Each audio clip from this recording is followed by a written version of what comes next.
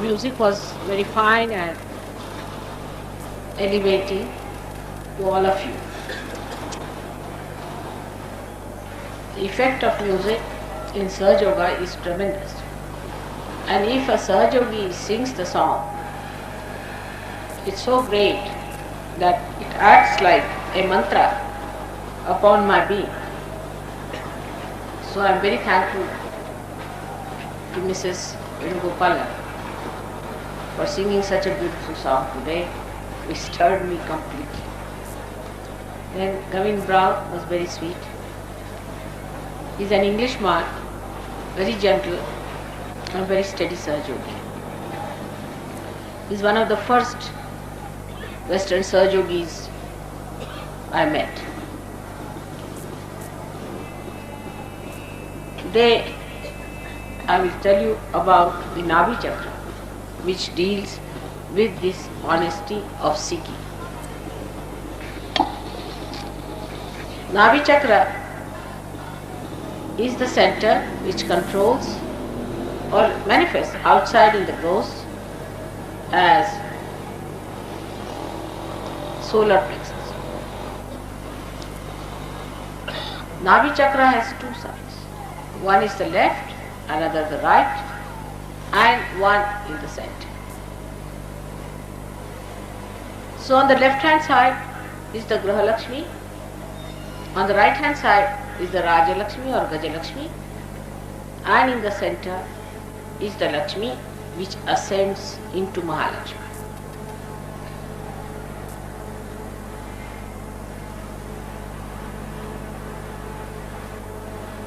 When the seeking starts,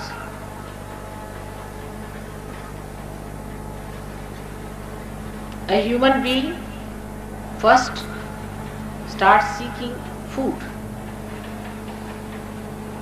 Food is very important for all the animals. If they have no food,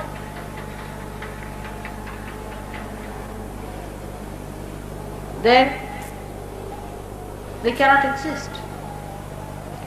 So the seeking starts with food. And when the shelter is sought, they try to find the water.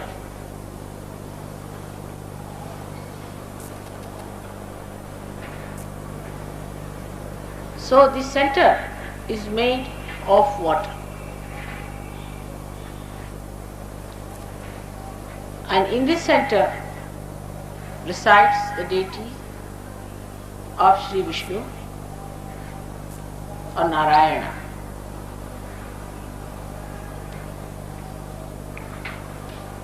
And his power, as I told you, is Laxmi and then Mahalakshmi.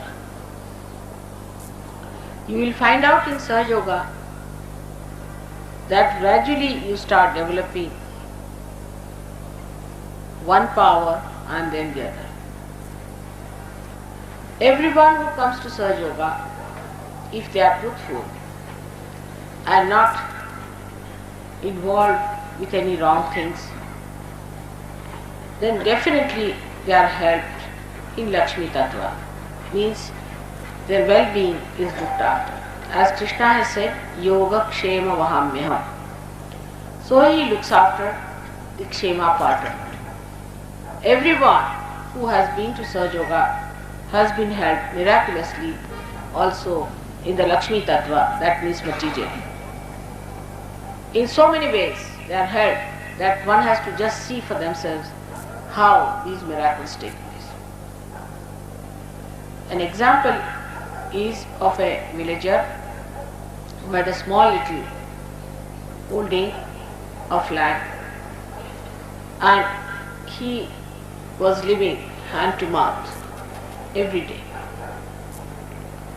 When he came to me, after some time I found he would bring one garland, big garland for me every evening. And he was away in the village, every day he would attend my program. I was quite surprised that how could he afford it? And I asked him, how can you afford a garland for me every day? You shouldn't bring it, it's not proper.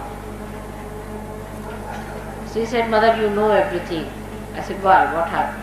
He said, I have a plot of land next to mine which we never used because it was absolutely a barren land. Little bit, not much big land, but a small land, piece of land.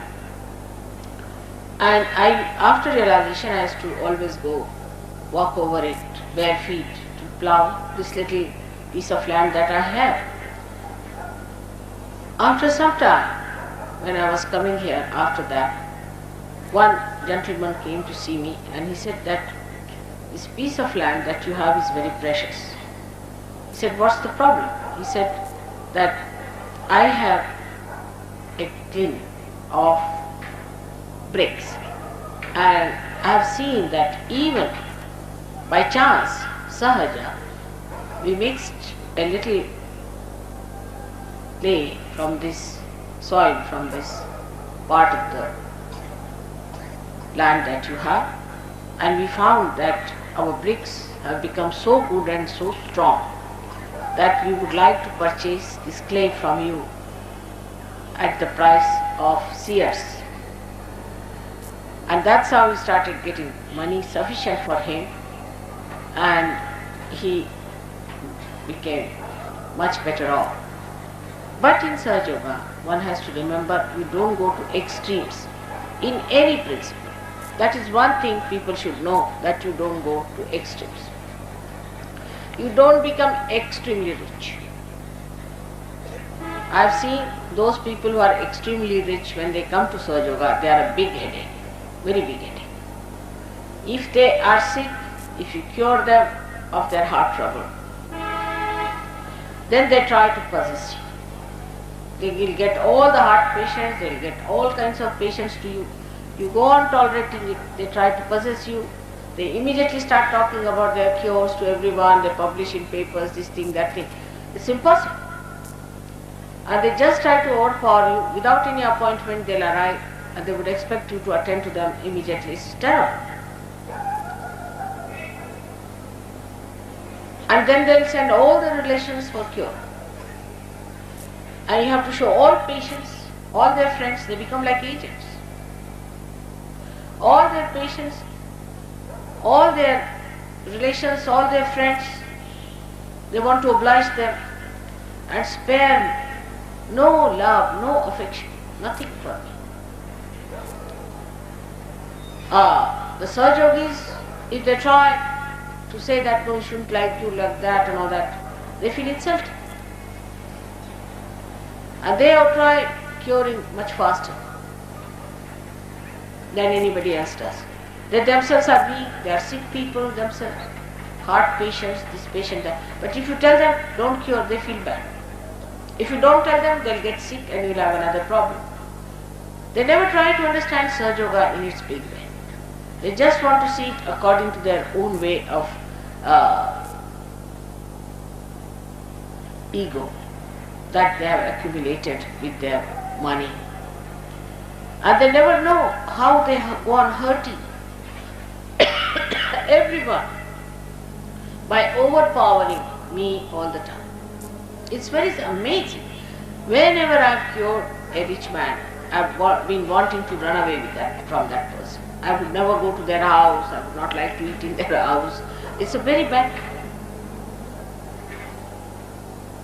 So, too much of richness is also not good, because it gives you a tremendous ego that you don't see yourself, and anybody tries to say anything, protect oneself, then such a person feels insulted or humiliated. Not only that, but they try to mold me and mold the whole thing according to their business ways, which is impossible.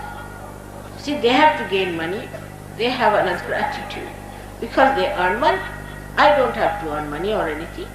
If I am doing anything, I am really, in a way, I am obliging, isn't it? But they will force on me all the rules and regulations, everything, without having their own disciplines. So very rich people in Sahaja Yoga so far have been extremely troublesome, I should say, to me and to the whole organization. They are very narrow-minded. They cannot see the big vision that I have before me. Whatever little ideas they have about themselves or about their own thinking, reading, they will try to push on to surgery. It's not my experience once, but many a times. Then some or other, it so happens that they drop out. So too much richness gives you a tremendous ego, worse than even, I would say, a bulldog. It's impossible for a rich man to see that all these riches are outside him, they are not inside him. He has to be rich in heart to understand compassion. Compassion doesn't mean that you give alms to others or if you give money to others. It's not that. On the contrary, you just help beggars by doing that. Compassion is that works. Compassion is that flows. Compassion is that manifests. It is not in compassion where you can make it materialize it, all right, come along, I'll give you 100 rupees.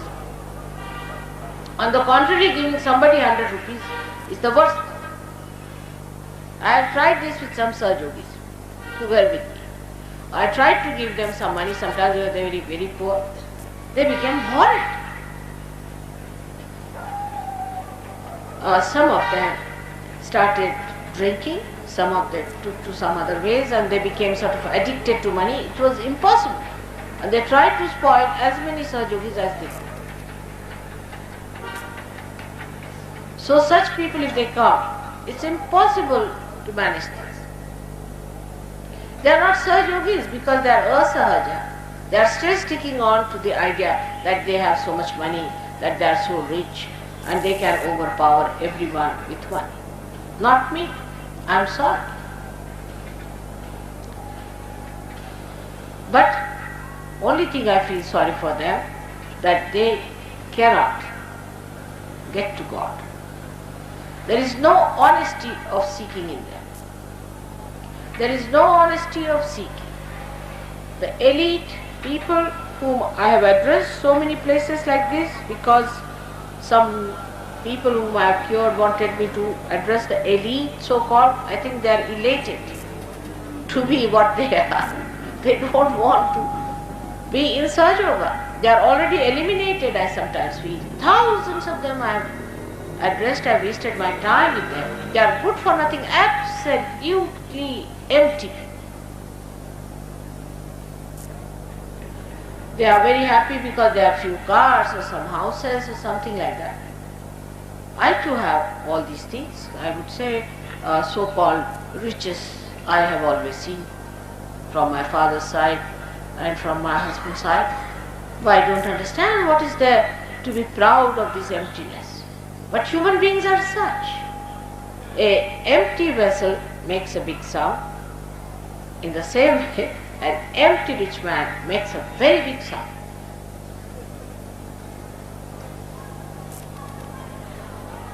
Not that the very poor are also good, because those who are extremely poor are busy with their food problems.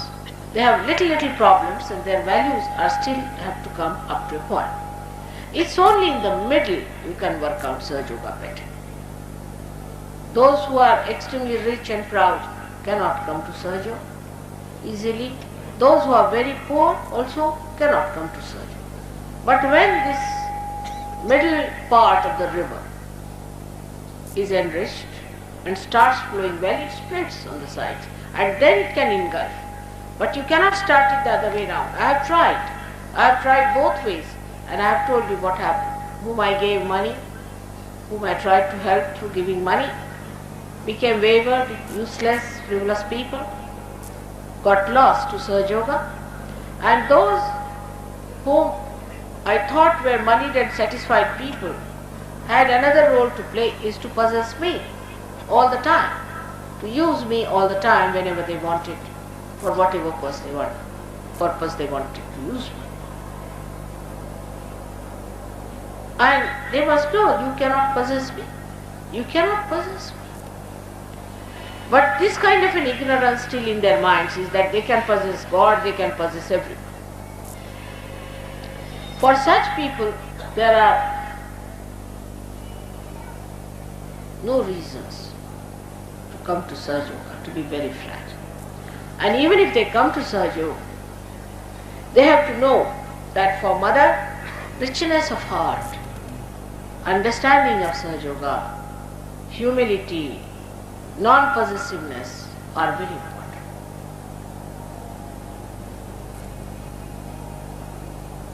In this ascent of yours, money is not important at all. Even if you are poor or rich, you get your realization. For example, I went to Maharashtra. Most of them are, I would say, very poor people, in the sense that they are not middle class at all. They are not educated. They are sometimes factory workers, or they have small holdings, not very rich. But they are very good surgeons, excellent surgeons. They have such beautiful eyes and such beautiful feeling and such compassion that Laxmi Tattva is absolutely balanced in them. You know that Laxmi is shown to be a lady, and lady who is a mother. Mother doesn't care whether you are rich or poor. If her one son is rich and another is poor, she'll pay more attention to the poor and ask the rich to give his money to the poor also. She is not bothered. If somebody is in need, she will be the first to help the person who needs. Now, this is a spiritual thing in the spiritual life. The person who is a real seeker, who is a truthful seeker, the mother will go out of the way to be with that person, and those who are not honest about it, mother will try some or other cut them short.